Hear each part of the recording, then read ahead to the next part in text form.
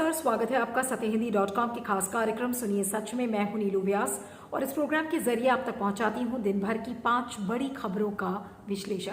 तो चलिए शुरुआत करते हैं आज की हेडलाइन से। लखीमपुर खीरी मामले में अदालत में चार्जशीट दाखिल, आशीष मिश्रा मुख्य अभियुक्त। राज्यपाल मलिक बोले, किसानों के मामले में मोदी से मिला तो वो बहुत घमंड में थे। गलवान में चीनी झंडे का दावा, राहुल बोले मोदी जी चुप्पी तोड़। योगी को मथुरा से उतारने की तैयारी, भावनाओं को उभारने की कोशिश। और भारत में कोरोना संक्रमण में आई तेजी, दिल्ली में पॉजिटिविटी रेट 6% से ऊपर। चलिए शुरुआत करते हैं हमारी आज की पहली बड़ी खबर से और ये खबर जुड़ी हुई है लखीमपुर खीरी मामले से।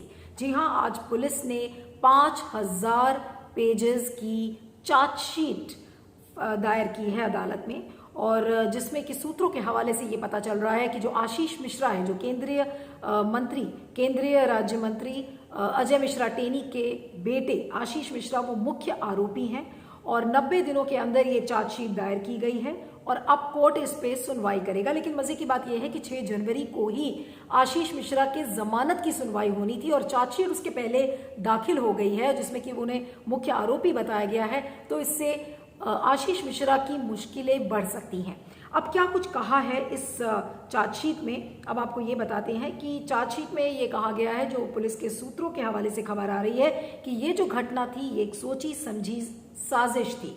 और इसके अलावा ये भी कहा गया है कि आशीष मिश्रा अपनी SUV थार में मौजूद थे, जिसको कि हमेशा से शुरुआती दिनों में ही अजय मिश्रा टेनी ने इसको खारिज किया, इस दावे को, और आशीष मिश्रा ने भी। और इसके साथ साथ ये भी बताया गया है कि जो उनके मामा थे आशीष मिश्रा के, उनके सगे संबंधी वीरेंद्र शुक्ला, वो भी स्कॉर्पियो में मौजूद थे और उन पर भी उनको भी आरोपी घोषित किया गया है। अब आपको बता दें कि बिल्कुल साफ इस सूत्रों के हवाले से जो चार्जशीट फाइल की गई, इसमें लिखा गया है कि आशीष मिश्रा घटना के समय तिकोनिया में मौजूद थे। इस बात से उन्होंने बिल्कुल इनकार किया था।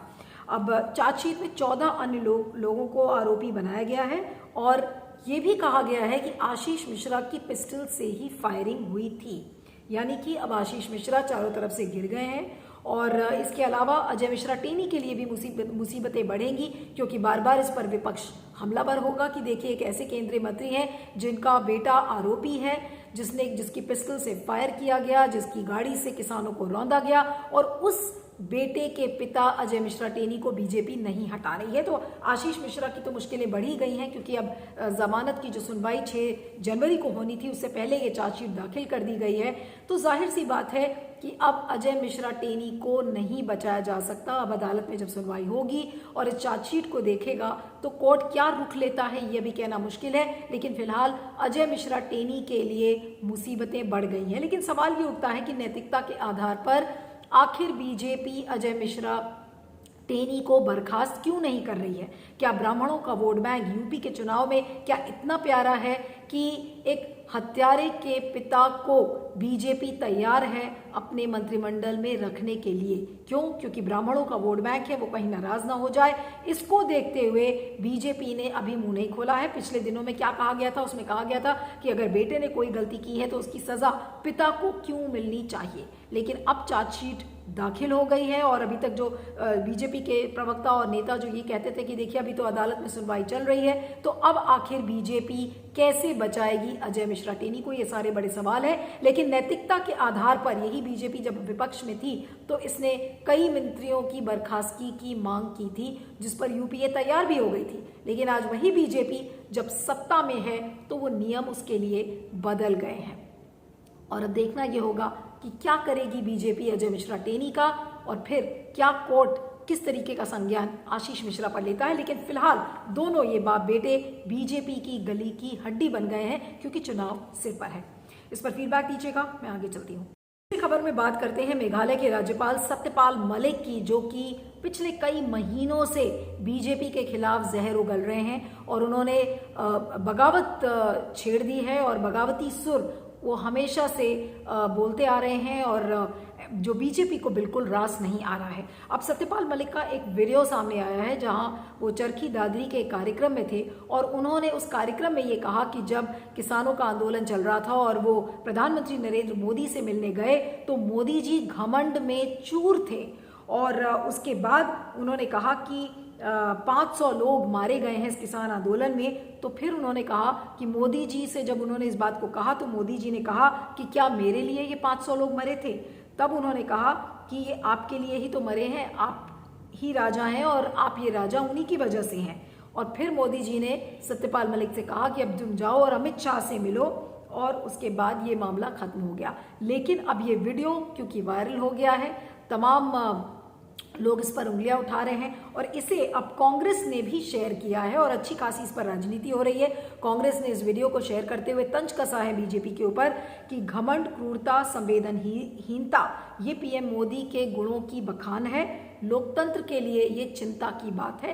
तो जाहिर सी बात है कि सत्यपाल मलिक इस समय बीजेपी को बिल्कुल रास नहीं आ रहे हैं और बार बार वो ये जताने की कोशिश कर रहे हैं कि देखिए प्रधानमंत्री नरेंद्र मोदी बिल्कुल किसान विरोधी हैं, उन्होंने किसानों की बातें नहीं मानी, और बार बार ये बात सत्यपाल मलिक लोगों को समझा रहे हैं। लेकिन अब सवाल ये उठता है कि इतनी बड़ी बात जो सत्यपाल मलिक ने कही है और प्रधानमंत्री के लिए कहा कि प्रधानमंत्री घमंड में चूर थे और उन्होंने कहा कि क्या हमारे लिए मरे थे, इससे तीखी आलोचना अभी तक सत्यपाल मलिक ने प्रधानमंत्री नरेंद्र मोदी की नहीं की है, जिससे कि प्रधानमंत्री नरेंद्र मोदी के व्यक्तित्व के बारे में भी लोगों को पता चलता है कि ये वो महापुरुष हैं जो किसानों के लिए कहते हैं कि देखिए हमने किसानों के लिए ये किया, हमने वो किया, हम किसानों के विकास की बात कर रहे हैं। और आज किसानों के परिवारों से जो लोग मारे गए हैं उनकी बात जब सत्यपाल मलिक करते हैं तो प्रधानमंत्री नरेंद्र मोदी कहते हैं कि क्या वो हमारे लिए मरे थे। तो ये बहुत ही संवेदनहीन एक व्यक्तित्व उनका सामने आया है। अब ऐसे में ये देखना होगा कि अब सत्यपाल मलिक के खिलाफ क्या बीजेपी कोई एक्शन लेती है या नहीं लेती। उनको अगर हटाती है तो भी बीजेपी के लिए मुश्किलें हैं, क्योंकि वो बिल्कुल एक हीरो बन जाएंगे उनको हटाने के बाद और शहीद के रूप में देखे जाएंगे कि देखिए उन्होंने जनता के हित की बात की और बीजेपी ने उनको हटा दिया। और अगर नहीं हटाते तो भी इस तरीके के गले की हड्डी वो बनते रहेंगे बीजेपी के लिए। तो आखिर बीजेपी कैसे काबू करेगी सत्यपाल मलिक को? आखिर सत्यपाल मलिक क्या चाहते हैं? वो किसानों के मुद्दे के ऊपर, एमएसपी के मुद्दे के ऊपर वो लगातार बोलते आए हैं, लेकिन ऐसा लग रहा है कि बीजेपी को कोई फर्क नहीं पड़ रहा है। तो आखिर सत्यपाल मलिक के खिलाफ क्या एक्शन लेगी बीजेपी, इस पर अब सबकी निगाहें टिकी होंगी। लेकिन फिलहाल जो ये प्रधानमंत्री का व्यक्तित्व सामने आया है ये हमने इसके पहले कभी नहीं सुना है और इसके बारे में सत्यपाल मलिक ने भी बोला है। और लेकिन मजे की बात यह है कि अभी इसका कोई खंडन भी नहीं आया है बीजेपी के किसी भी नेता के तरफ से। तो बीजेपी को ये बात अच्छी तो नहीं लगेगी, खुद प्रधानमंत्री नरेंद्र मोदी को भी ये बात नहीं अच्छी लगेगी कि उनका जो ये पर्सोना है ये लोगों के सामने सत्यपाल मलिक ने पेश किया है। तो क्या सत्यपाल मलिक के खिलाफ क्या एक्शन होता है अब ये देखना होगा। इस पर फीडबैक दीजिएगा, मैं आगे चलती हूँ। अब बात करते हैं भारत चीन के संबंधों की, जिसमें कि लगातार कोई ना कोई स्ट्रेन नजर आ रहा है और किसी न किसी तरीके का एक संघर्ष नजर आ रहा है। हाल में ही हमने देखा था कि चाइना के एक वेरीफाइड सोशल मीडिया अकाउंट से एक वीडियो पोस्ट हुआ है जिसमें कि चाइना ने गलवान घाटी में झंडा फहराया है और उस वीडियो का जो टाइटल है उसमें ये लिखा गया है कि 2012 के पहले दिन गलवान घाटी पर चीन का झंडा लहरा रहा है। और ये स्पेशल इसलिए है क्योंकि बीजिंग का जो टियानमेन स्क्वायर था वहां पर भी ये झंडा फहराया गया था। अब इसके बाद राहुल गांधी ने काफी सरकार को घेरा है इस पे और कहा है कि गलवान पर हमारा तिरंगा ही अच्छा लगता है, चीन पर जवाब देना होगा, मोदी जी चुप्पी तोड़ो। तो सवाल ये उठता है कि विपक्ष बार बार इस बात को उठाता है कि आखिर मोदी जी चाइना के ऊपर अपनी चुप्पी क्यों नहीं तोड़ते हैं, और वो भी एक ऐसे समय में जब पूर्वी लद्दाख में चाइना और भारत के बीच में बहुत तनावपूर्ण माहौल चल रहा है। अभी भी जो ईस्टर्न लद्दाख का जो पूरा जो एक लॉकडाउन था वो अभी तक किसी भी तरीके से ख़त्म नहीं हुआ है।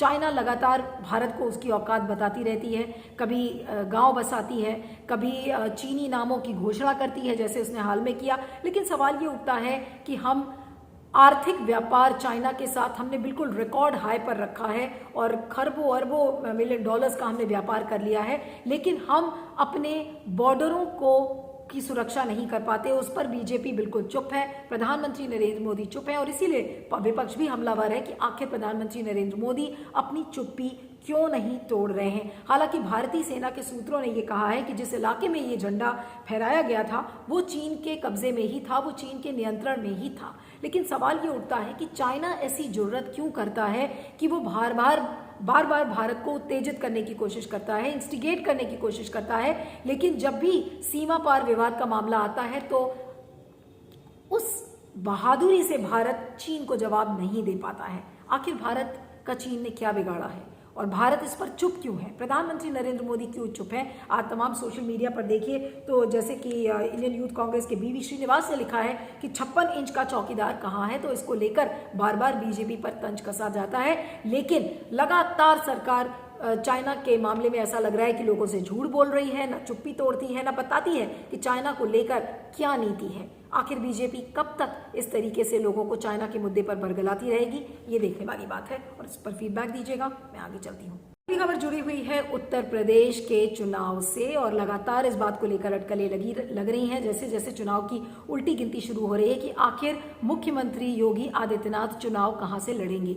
अभी शनिवार के दिन एक इनफॉर्मल इंटरैक्शन में उन्होंने रिपोर्टर्स से, प्रेस से ये कहा था कि ये पार्टी तय करेगी कि वो कहां से चुनाव लड़ेंगे, लेकिन वो चुनाव लड़ने के लिए तैयार हैं। और ये बात इसलिए अहम है क्योंकि अभी तक मुख्यमंत्री जितने भी रहे हैं, चाहे वो मायावती, चाहे अखिलेश यादव, वो विधान परिषद के मेंबर रहे हैं, यानी कि लेजिस्लेटिव काउंसिल के मेंबर बन के वो मुख्यमंत्री बने हैं। लेकिन योगी आदित्यनाथ पहली बार उन्होंने कहा है कि वो चुनाव लड़ने के लिए तैयार हैं। और जो योगी आदित्यनाथ के समर्थक हैं वो उनका ये कहना है कि देखिए ये एक बड़ी चुनौती है अखिलेश यादव को, बड़ी चुनौती है प्रियंका गांधी को, बड़ी चुनौती है मायावती को, जिन्होंने अभी तक ये कहा है कि वो चुनाव नहीं लड़ेंगी। और एक तरीके से योगी आदित्यनाथ ये भी बताना चाह रहे हैं कि वो आगे से लीड करने के लिए तैयार हैं अपनी पार्टी को, अपने काडर को।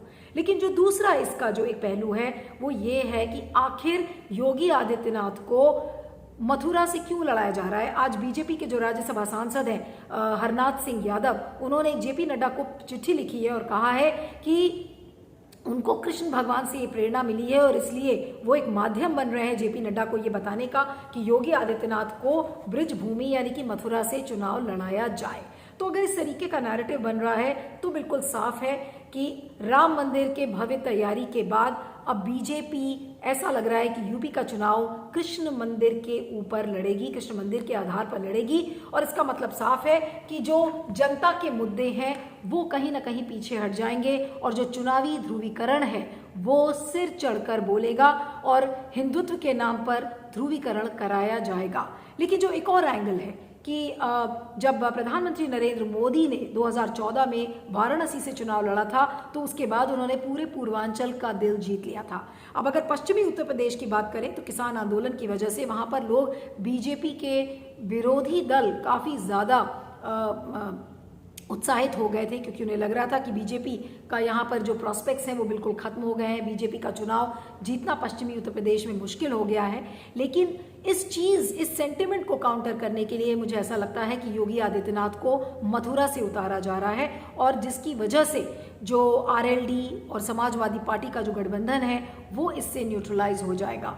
और कैसे इसमें मुश्किलें बढ़ेंगी आरएलडी के लिए, समाजवादी पार्टी के लिए, लेकिन फिलहाल बीजेपी ने काशी और मथुरा के आधार पर ऐसा लग रहा है कि यूपी का चुनाव जीतने का मन बना लिया है। अब आधिकारिक घोषणा कब होती है कि योगी आदित्यनाथ चुनाव कहां से लड़ेंगे ये देखने वाली बात है, लेकिन यूपी का चुनाव बिना मंदिर के, बिना धर्म के छौंक के नहीं लग सकता। इस पर आप फीडबैक दीजिएगा, मैं आगे चलती हूँ। पांचवी खबर में अब बात करते हैं कोरोना के संक्रमण की। संकट गहराता जा रहा है और जो कोरोना के मामले हैं वो बढ़कर अब 33,750 हो चुके हैं, जो कि ये आंकड़ा अभी तक पिछले 6 महीने में अगर देखें तो सबसे बड़ा आंकड़ा है।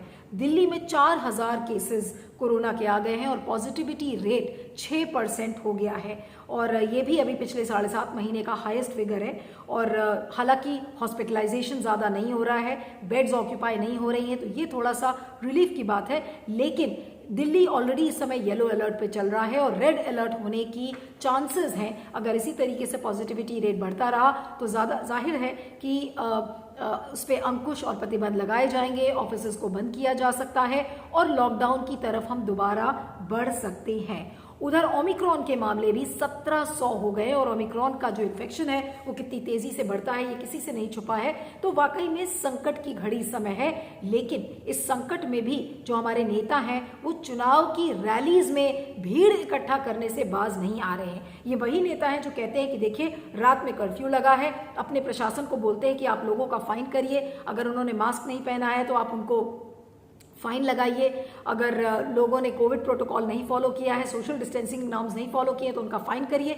लेकिन यही नेता जब चुनाव की रैली करते हैं तो ना कोई सोशल डिस्टेंसिंग करता है, ना मास्क पहनता है और ना ही पुलिस उन पर चालान करती है। तो ये जो दोगुला चेहरा है कि कोरोना आम आदमियों के लिए है लेकिन नेताओं के लिए नहीं, खासकर वो नेता जो चुनाव मैदान में उतरते हैं, तो ये कहाँ का न्याय है फिलहाल। लेकिन संकट गहराता जा रहा है, लेकिन हमारे नेताओं को इससे फर्क नहीं पड़ता है।